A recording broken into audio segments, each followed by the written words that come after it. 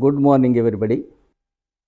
I told you several times that I have started this web series to bring to the notice of Indian citizens the whole of the Constitution, article by article, highlighting wherever it was misused, misapplied, misinterpreted, and misused.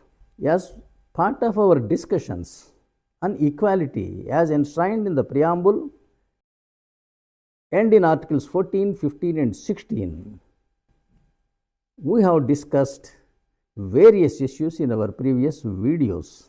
Article 15 and 16 prohibits discrimination of citizens based on only caste, community, creed, region, religion, language, and sex. This is a positive prohibition. Whoever trespasses equality shall be a constitutional criminal.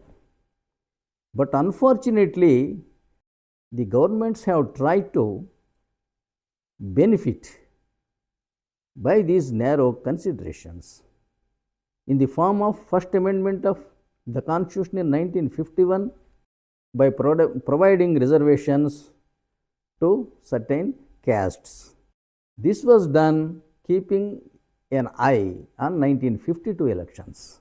Again, keeping eye on 1971 general elections, one of 70 Tribal Areas Act was brought in 1970.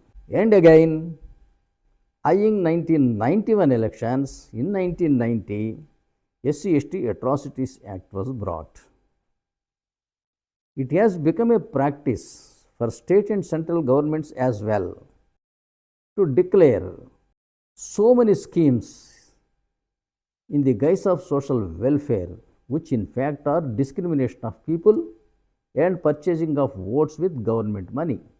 Today, we will discuss one such deviation not by the polity but by the judiciary. We cannot attribute any motives to judiciary. We respect judiciary and judicial pronouncements, and yet we cannot but be finding fault with them wherever we should.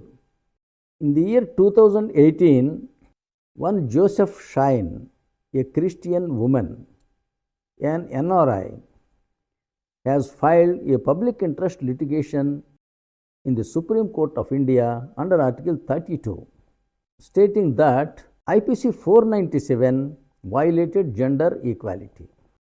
IPC 497 says that if a male person makes intercourse to another woman knowing her to be married without the consent of her husband, he shall be punishable with punishment up to 5 years and also penalty. In such cases, the woman will not be treated as a criminal, but she should be treated as a sufferer.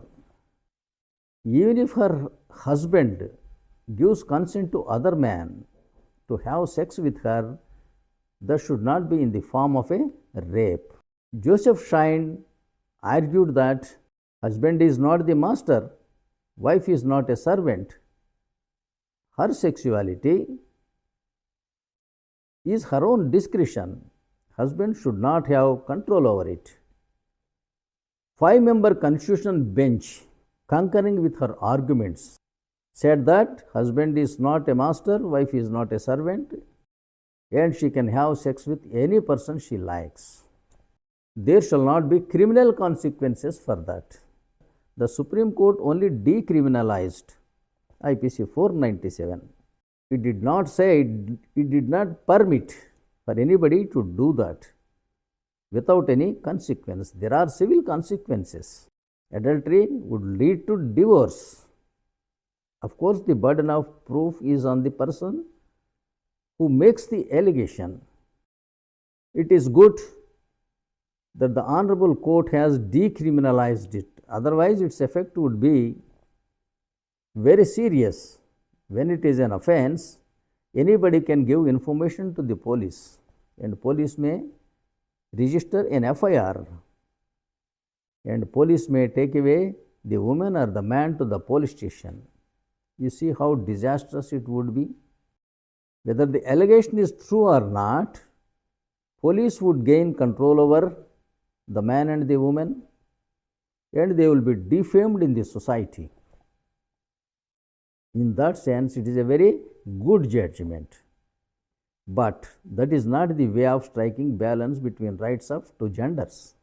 Women also could have been subjected to the same punishment, subject to the condition that such a complaint can be made only by the spouses of this woman or the man.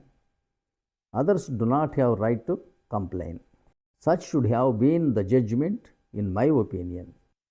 Otherwise, the sanctity of the marriage, institution of marriage, cannot be safeguarded.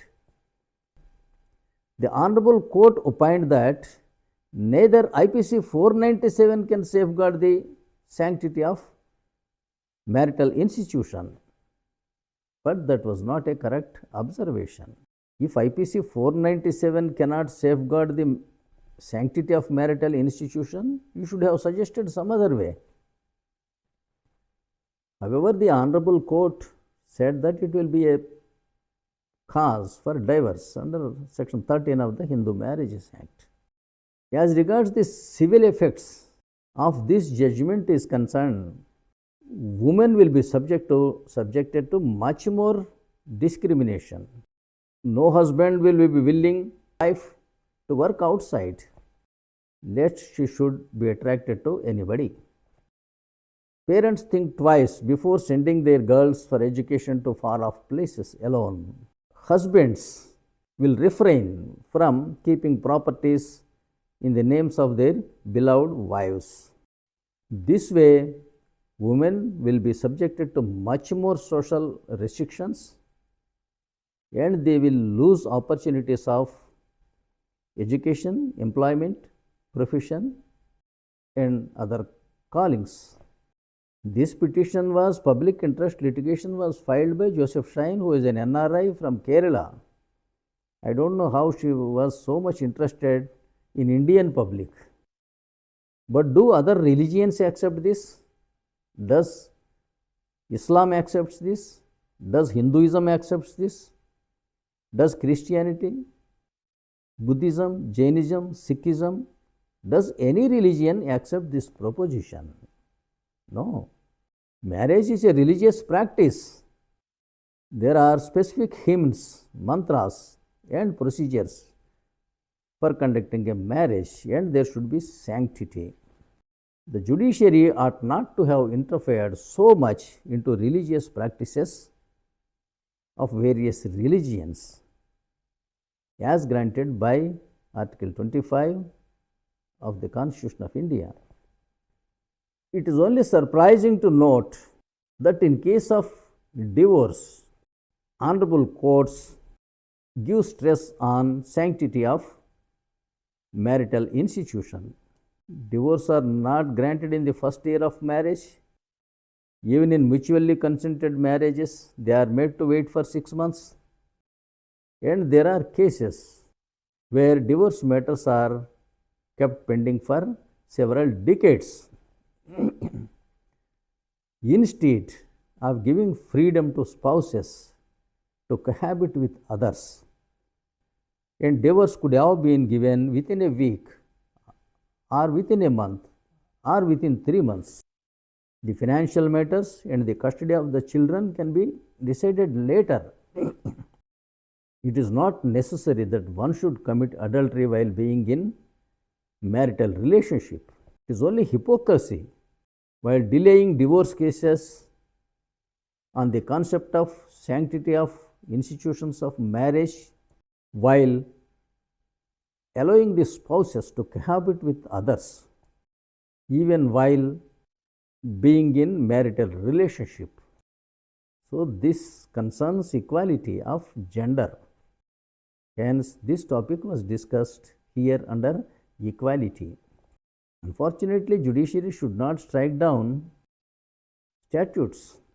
If they can strike down any one single section of any act, it means that they can strike down the whole act, which is the result of exercise of 775 parliamentarians, including ruling and the opposition benches.